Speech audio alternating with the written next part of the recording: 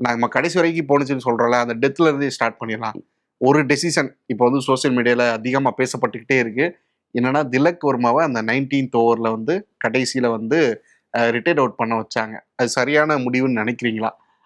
ஒண்ணு நம்ம அந்த ஸ்டேஜ்ல அந்த ஓவர் நம்ம 2 பேரும் சேர்ந்த மேட்ச் பார்த்துக்கிட்டு இருந்தப்ப, அவர் வந்து 21 பால்ல 23 ரன். ஆமா. ஸ்ட்ரைக் அப்ப ரேட் நான் 108 உங்ககிட்ட தான் சொன்னேன், இருந்துச்சு. கொஞ்சம் கவுக்குறாரோ இவரு. ம். ஸ்ட்ரைக் ரேட் 100 கிட்ட தானே இருக்கு. ஏன்னா ஒரு சில பிளேயர்ஸ்க்கு ஒரு சில நாள் படாது ஸ்ரீராம். ம். பட் ஹேவிங் செட் தட், ம். அவருக்கு அடியில வந்து இப்போ இன்னொரு பெரிய த்ரெட்னிங் சிக்ஸ் ம். ஹிட்டர் இருக்காரு. ம். ஃபார் எக்ஸாம்பிள், இப்போ அவருக்கு அப்புறம் தான் ஹார்திக் பாண்டியா வர போறாரு. ம். இவரும் சூரியகுமார் யாதவும் கிரீஸ்ல இருக்காங்கன்னு ம். இமேஜின் பண்ணிக்கோங்களேன். ம். ஸோ பாண்டியா உள்ள வச்சிருக்காருன்னா நான் திலக் வர்மாவை ரிட்டையர் அவுட் பண்ணிடுவேன். ம். பட் கீழே மிச்சல் சாண்ட்னர் தான் இருந்தாரு. ம்.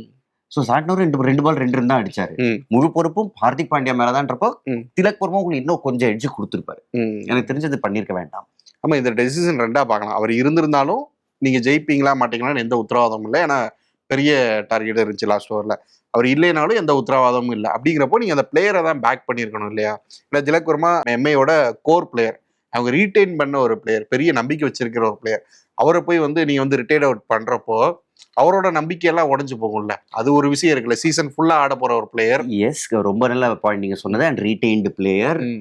இந்தியாக்காக T20 இன்டர்நேஷனல் ரெகுலரா விளையாடுற ம். Player, 3 back to back centuries இன்னும் யாரும் மறக்கல. ஸோ அந்த மாதிரி ஒரு பிளேயரை மேபி கரெக்டா அனுப்புறாங்களான்னு எனக்கு ஒரு டவுட் வருது ஸ்ரீராம். ஏன்னா இந்தியாக்காக அந்த 3 செஞ்சுரி அவர் அடிச்சப்ப நம்பர் 3, இன்ஃபேக்ட் அவரே சொன்னார், கேப்டன் சூரியகுமார் யாதவ் ரூம்ல போய் நான் சொன்னேன், என்ன நம்பர் 3 அனுப்புங்கன்னு. உடனே சூர்யா வந்து அவரோட இடத்த விட்டு கொடுத்து திலக் வர்மாவுக்கு கொடுத்தாரு.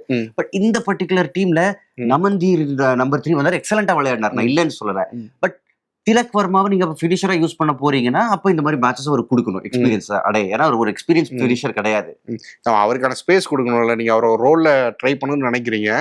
அந்த ரோல்ல அவர் முன்னாடி ஆடினது இல்லை, இப்பதான் ஆடுறாரு. அப்படிங்கிறப்ப அந்த ஸ்பேஸ் வந்து கொடுக்கணும் இல்லையா? இப்படி வந்து கண்டிப்பா வெளியே போறப்போ அவர் டிசப்பாயிண்டடா தான் போனார், நம்ம பாக்குறப்பே தெரிஞ்சு டிவில பாக்குறப்பே. பட் இந்த டெசிஷன் யாரோட தான்? அவர் டிசப்பாயின்மெண்ட் காமிக்கிறது கரெக்ட் தான். மேபி அந்த டிசிஷனுக்காக அவர் டிசப்பாயிண்டடா இல்லைனாலும் அவரோட பெர்ஃபார்மன்ஸ்க்காக அவர் டிசப்பாயிண்டடா இருப்பார்.